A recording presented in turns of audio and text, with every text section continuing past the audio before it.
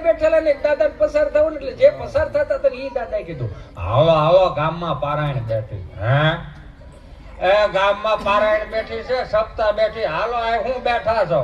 તો એક દાદા ભાઈ ત્યાં નથી જવાય એવું. કાં તો કે હિન્દીમાં વાંચે. હે કે હિન્દીમાં વાંચે તો કે એમાં હું વાંધો, પણ આપણી બાયુ ગુજરાતી બોલે તો મગજમાં નથી ઉતરતું.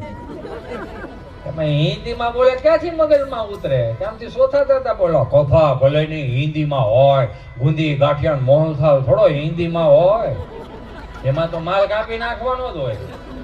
તમારે માર્ક કરવાનો. અમે અહીંથી ગમે એટલું બોલીએ, ગમે એટલું કેમ નથી બોલતા, કદાચ 5 હાથને દાંત ન આવતો એવું ન સમજવું અંટાળો ફેલ ગયો. ના ના ના ના ના, અહીંયાથી ગમે એટલું બોલ કરીને 5 જણા દાંત નો આવે એમાં હિતેશ અંટાળામાં ફોલ્ટ નથી. ઓલાને સામે સર્કિટ જ ફિટ ન થઈ હોય ઉપરથી, એમાં દાંત કાઢવા કે ન કાઢવા. આ જે તે સમયે લખેલા ભજનો છે આજના યુગમાં કાયમ આવે. કઈ રીતે? ઉતારા દેશુ ઓરડાને વાલા હાલો. અને એમાં સાહેબ હું તમને કહું ખાસ કરીને કે વડા પ્રસંગ હોય કે દિવાળીનો પ્રસંગ હોય કે 8મ 11 હોય તો આ બધું બંધ કરો અને કીર્તનમાં આવો. કેમ કે ફળિયામાં કીર્તન હાલતા હશે, ઘર સભા હાલતી હશે, સારો સત્સંગ હાલતો હશે, કથા વાર્તા હાલતી હશે ને. હવે અહીં બેઠેલા બધાનું એમ કહું કાલ યુદ્ધે જવાનું, હાવ હાસું કેજો હિત્યા અંટાળાના ગળાના આમ કોણ આવો? અરે જાવ જ જા, મરવું જ મર, મને રહેવા દે ભાઈ. હા કે ના? તો હવે આપણે ઈ તો કઈ કરવાનું નથી. આપણે આપણું જ સાચવવાનું છે ને. 1500 વર્ષ પહેલા જેને માથા પાડીને ધડ લડાવ્યા ને એની ચેતના દુખી ન થાય એનું મારે તમારે ધ્યાન રાખવાનું.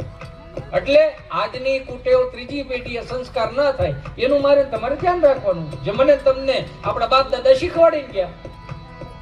આજની પેઢીમાં કીર્તનો કાયમ લાગે. કેમ કે આ રહ્યું ને આ વાદ્ય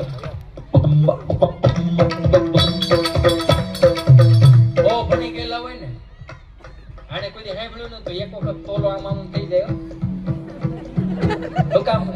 એનો બાપ દાદાનું લોહીમાં ઘણું પડ્યું પણ આ ફિલ્મ વાળા કામ નથી કરવા દેતા. પશ્ચિમી સંસ્કૃતિનું અનુકરણ આવ્યું ને એમાં વાદીઓ દબાઈ ગયા. બાકી તમે હું આ સાંભળીને જ મોટા થયા હતા. નારાયણ સ્વામી કાનદાસ બાપુના ભજન સાંભળીને મોટા થયા, લક્ષ્મણ બારોટજીના ભજન સાંભળીને મોટા થયા, દિવાળી બેન ભીલ એના ભજનો સાંભળીને મોટા થયા. તો અહીંયા અરિજીત સિંહ નહોતો, અભયસિંહ રાઠોડ હતા. પશ્ચિમી સંસ્કૃતિના અનુકરણ કરીને એમાં દબાઈ ગયા. કેવા વાદ્યો એવા નવા સંશોધનો છે ને